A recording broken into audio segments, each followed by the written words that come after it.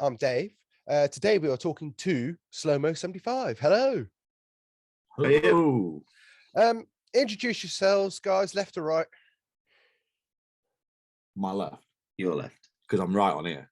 You left. Well, I'll go first. Yeah, I'm Mustang. I'm the lead singer of Slowmo 75. The last original member, I think, now, aren't I? After the few changes we've had over the last few years. So yeah, that's me. And I'm Stan. I'm just a rhythm guitar player. Cool. Smashing chords. Right, where are you guys from? Well, we're from Sutton in Ashfield. Yeah. And then other members of the band from Nathan, the drummer's in Nottingham. Dave, the bassist, is in Chesterfield. And then Millsy, he's in Sutton as well, isn't he? Yeah. The other side of Sutton. So we're Nottinghamshire based, aren't we? Yeah. Pretty much Nottinghamshire. Apart from Dave, he's the outsider. Does he get a ribbon for it? All the time. Yeah. Good, all the good. time. Amongst the things. Amongst other things. Yeah. He's got a crossbar tash at the moment, and he's ginger. He looks a bit like Abraham from The Walking Dead. So he gets like that as well. Yeah. Oh dear. Yeah, what was that phrase he used to say in Walking Dead? You know what? I have no idea. It's been that long since I've watched Walking Dead. But he was a bit of a badass character, to be fair. Oh yeah. Absolutely. Right. The only thing I know about you guys is that you've been chosen to play Call of the Wild, so there must be a good reason for that. Because I don't let everybody on that bill. No. Well, we took part in the Trailblazer event, Right. which was organised by Raz. So basically, we played that, and he dropped us a message and said he was impressed. Did we want to slot on Call of the Wild? And we said, yes, please. It's not what you turned down, really. So what sort of yeah, music? So what sort of music are you playing then, really? So when we originally started as a band, it was Right. we got dubbed as a UK sort of southern rock sort of vibe. But over time, it's kind of moved away slightly from that. So I'd probably put us more in the hard rock sort of genre. But we have been compared to bands such as Blackstone Cherry, I think some people have said, haven't they? What was the other one that I thought was absolutely ridiculous? That was it, Audio Slave, which I thought was, I mean, great compliment, but I don't think we sound that much like Audio Slave. No. but I'll take that compliment. You know? Yes, absolutely. I think there's quite a lot of a mixed sort of feeling with us, really. You know, we've got us heavy, fast songs, we've got some slow ballady type songs as well. So it's hard to put us under one category, I think. But we've definitely moved away from the southern rock kind of vibe, which is good. We're finding his own feet and finding his own sounds, aren't we now? So yeah. So you've mentioned you've had previous members, obviously. So how long have you guys been together now, as you are at the moment? That's a good question. He says, probably a couple of months. Yeah. I mean, the original lineup, we had a different drummer and bassist. We were a 4-piece originally, so it was just drummer, bassist, guitarist, and singer. And then the original drummer left. He's part of another band who were doing really well on the scene. So he wanted to put more time into that band, which was perfectly understandable. And then the bassist left due to commitment issues. So then that's when we got Dave in, and then we got Nathan in on drums. Then we decided we wanted a second guitarist. Yeah. And that's where you came in. Yeah, I just left the band. Yeah, he just left the band. So we were like, right, we'll have you. He came in. Actually, we never hired him. We invited him over for a jam session, and he never left. Do you know what I mean? I've been trying to get rid of him, but he just won't leave. He's so stubborn. Got no else to do. One of those clips you just can't get rid of. Yeah. And then the other guitarist, he left, and that's when Mills came in, wasn't it? So he's a friend of ours from years ago, about 20 years ago. I think I remember meeting Mills. excellent guitarist. So we just approached him and said, originally we said, can you help us fill a gig commitment? Because we'd been booked to play a support slot with Ginani. For Ginani, yeah. They were at Call of the Wild on the Thursday, aren't they? Yes. And again, it's one of them you don't want to pass up. So I was like, right, I knew a few guitarists, so I was just like, someone will help us, even if they don't want to join. So got together with James. He played a couple of the songs with us, played it through around at his house, and then he said, if you're interested, I'd be interested in joining. And we were like, yes, we would be. So it was brilliant. It worked out really well. He brings something completely different there as well, doesn't it? It's just when he plays, it's so different. It's a breath of fresh air to watch him play, because it's kind of like he feels every note that he plays. Yeah. You know, and you see a lot of guitarists who just know the notes, so they just play them because they know these notes work. Whereas James just feels everything that he plays, and it was just some of the sounds that he comes out with in practice are just like, I'd have never thought I'd have wanted anything to sound that way, but it sounds really good. So he's a great new member to the band. I think we'll write some very interesting stuff in the future with him. So cool. Yeah, So looking forward to that. Have you got some songs written and recorded, or is it all? Yeah, we've the first album came out 2020. I want to say it was perfectly timed as the world stopped. It was, yeah, because we started. It was weird because the name of the album actually came out of lockdown. So we started recording it just before COVID, and then lockdown came, and obviously recording studios weren't allowed to open or anything like that. So we were fuming because we wanted to get this album done. But then there was a way around it, so you could go into a recording studio, but you're only allowed one person in at a time. So we actually did that for a while to get the songs recorded. So then once we'd finished it, we were all like, "Well, we need a name for this," you know. And it just kind of came out of nowhere as life goes on, you know. As you can see, everybody is kind of seeing this lockdown thing, and they're all doing their own thing, and life is going on. You know, it's carrying on, and it kind of came from there. And that's why the front cover of the album is somebody wearing a mask on the front cover. So we kind of tied it all into COVID, really. And some of the songs really do kind of ring true with COVID, even though they weren't written about COVID. So yeah, it's kind of worked really, really nicely. And it came out at the end of that year, I think it was November, December time, 2020. It came out.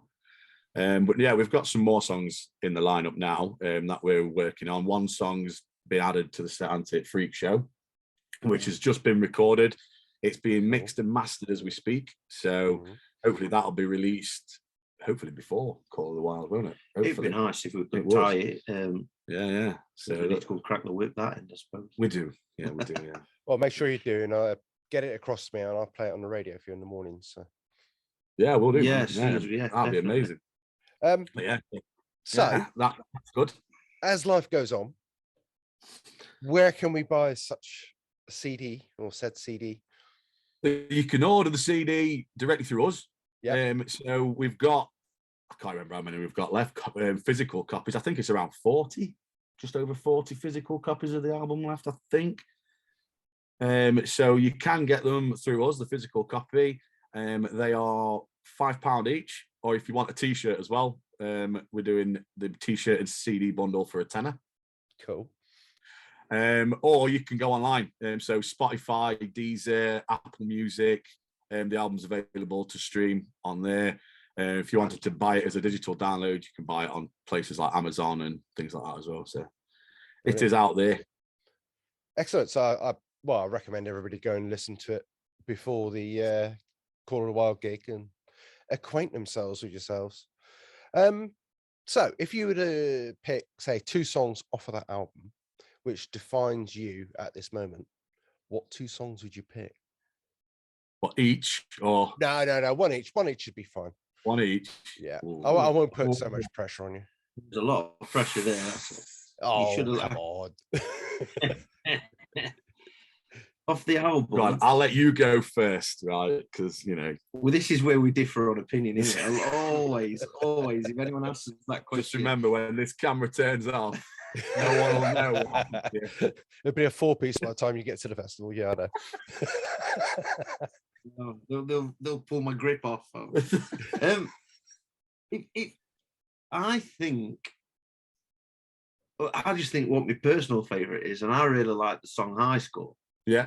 All right. Okay. It's not necessarily I don't know. It's just a solid rock song, really solid rock song. Great, don't say that. Great vocal work. Great guitar in it. It's just a great song. Really does good, and I think it always gets a good response as well. Yeah. It used to be we used to use it as the last song of the night originally, because it was a little bit more up-paced. It was a little bit more of a you could jump around to it type of song, weren't it? It was quite bouncy, but that's now been replaced with Freak Show, just because Freak Show ends a set perfectly now, doesn't it?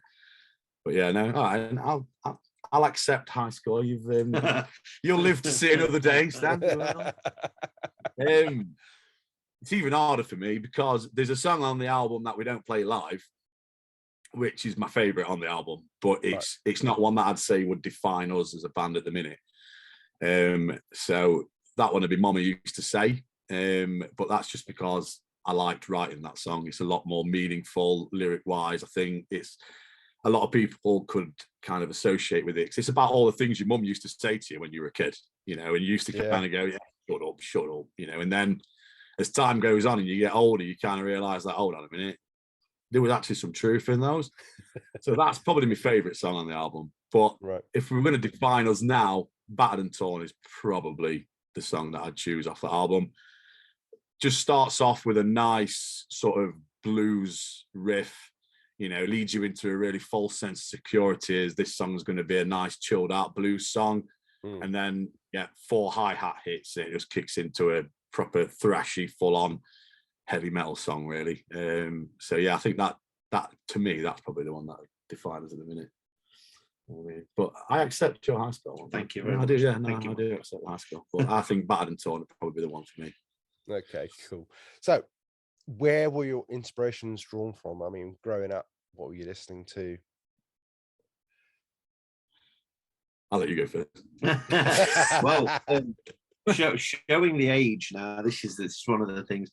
I was a grunge kid, so I grew up all through that. I sometimes see it as a bit of a hindrance because it meant I never really learned to play properly.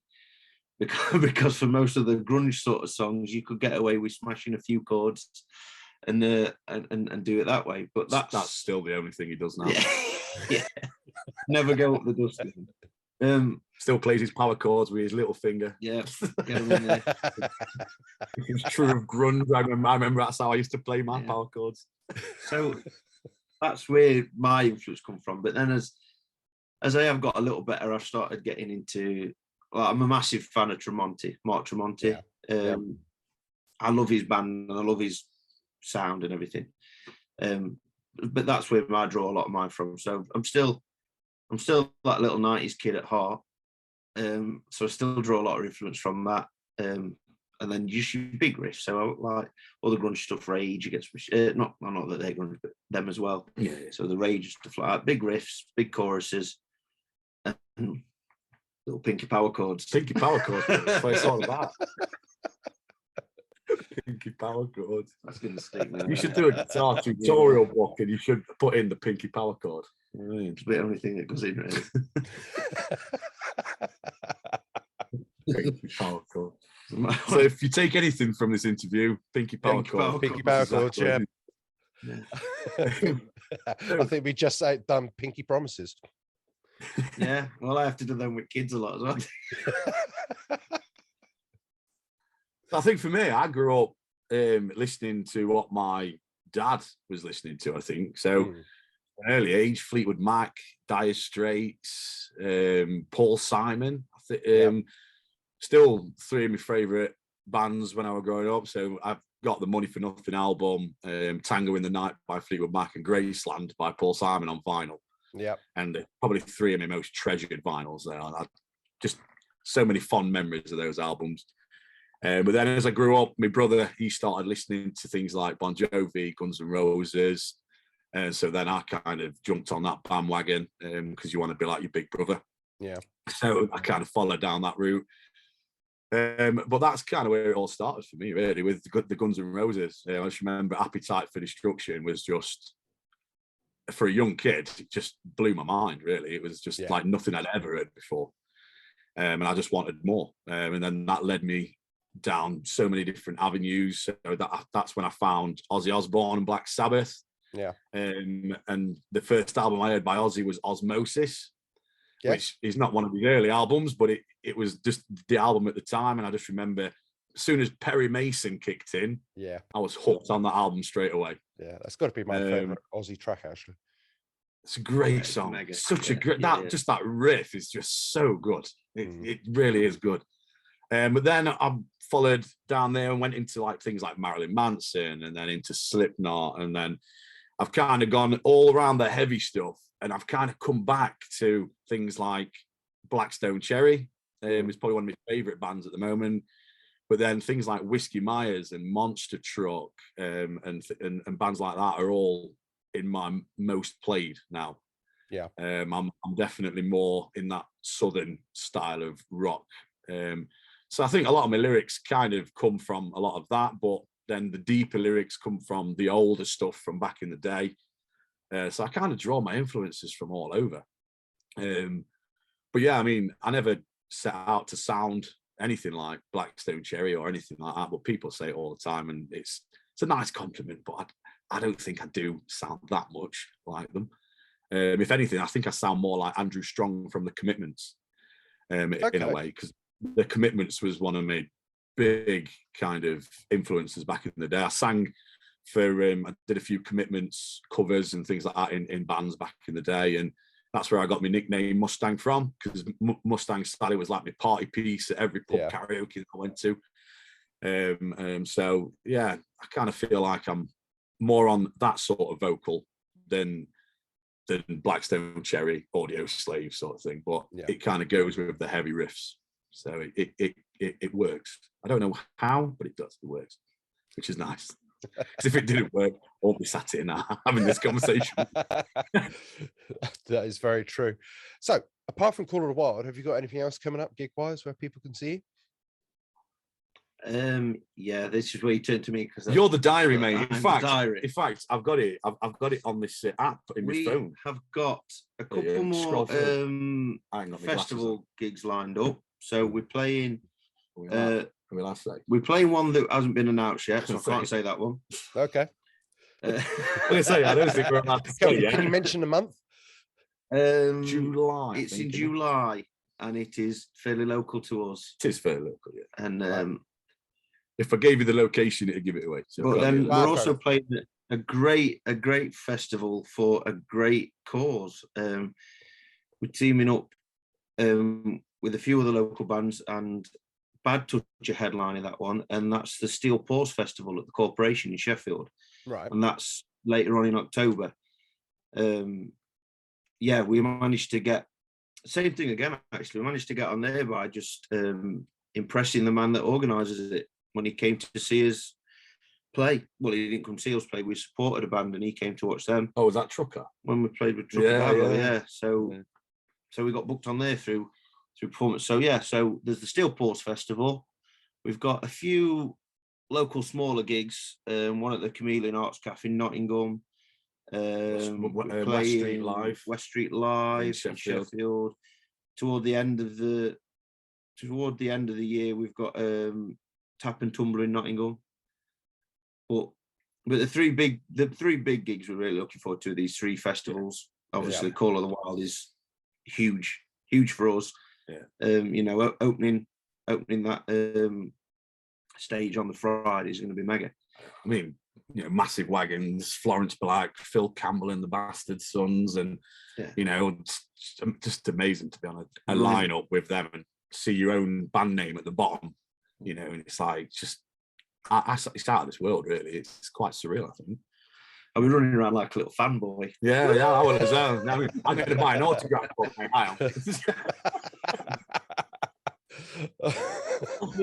Find this. Have a selfie, please. Yep, that's where it goes now. Yeah, that's it. Yeah.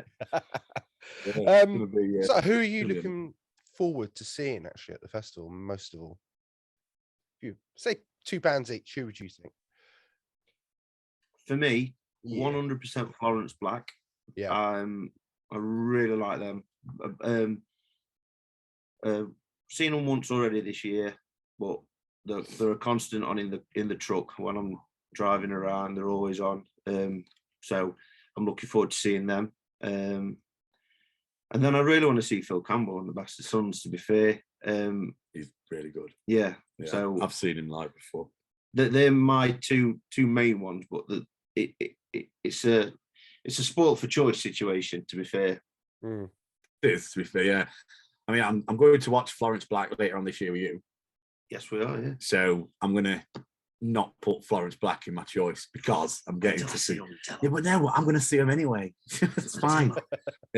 So because I'm going to see them, I can pick another one instead. So Massive Wagons, really like Massive Wagons. I'm looking forward to seeing them. But also Phil Campbell as well.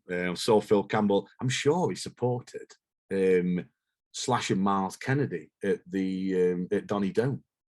I'm sure it was Phil Campbell, and if not, it was somebody else. But Phil. It did a bit look like Phil, yeah. Do you know what I mean? It's one of the moments where you're shouting to someone across the way, isn't it? Phil. He turns around, you're like, it's not Phil. It's not Phil, mate. But yeah, no, he was really good last time I saw him, so I'm really looking forward to seeing him at Call of the Wild. I think he'll put on an amazing show, especially because it's the last night of the festival as well. So absolutely, it's like the guy singing at the minute. His name's Joe. He sings with the Bootyard Bandits, who were also brilliant, who were also playing. I've seen them a couple of times. They're hilarious. But it's one of them things you sometimes overlook because they're like a bit of a comedy act, aren't they, with the lyrics and the cowboy stuff. You overlook how good a vocalist he is, a really, really strong vocalist. Yeah. So I'm really looking forward to seeing him. Not that he doesn't give it his all normally, but, you know, singing and it predominantly being about the music. Is he the one doing it? Because Phil Campbell's doing the Motorhead set at the moment on their own tour, aren't they? I've no idea. Yeah. So is he singing the Motorhead set? Must be. I don't know. See, that'd be amazing to see. I hope they do some Motorhead. Yeah. Because I just think that. I saw him at Bloodstock last year. They had the stand-in singer Andrew Huntley, I think it's a guy from Buffalo Summer, and he did a fantastic job. And yeah, I mean, they're always going to play some Motorhead. You know, it's Phil Campbell, isn't it? It's going to be some Motorhead, and he did such a cracking job. And like you say, I saw Joel for the first time at Rock and the Bowl, and that's right. And I just stood there, mouth agape, who the hell is this band? You know, but you're Bandits. You know, when you open with a song like MILF. But he's got a fantastic voice. Really has, hasn't he? Really, really powerful and a lovely tone and timbre to him. I'm really looking forward to it. And timbre? Yeah. Who taught you that word? I read it somewhere. Sorry, sometimes I put big words into conversations and I don't think he understands those words himself. I do. He does. So don't. I heard someone say it, but I believe that. So when I see or hear some long words in the songs, it's probably come from him. There probably won't be any long words in songs because I wrote them, to be honest. I find it hard to put long words in songs, you know what I mean? Because I always think that'd be a great word to incorporate into a song, but it's got that many syllables. You can't fit enough words either side of it to fit it in a line to make it flow properly. So that is the problem for that I have. That is one of them. Yeah, it's one of them. Just one of them. One of the problems we have. Oh no arguing. I think we've just opened a can of worms. Okay, on that note, guys, I'm going to let you go in peace. Thank you very much for your time, and I will see you at Corner of the Wild. Yeah. Yes. Yeah, lovely. Thank you very much for having us. See you there. Been a pleasure. Take care. Bye-bye.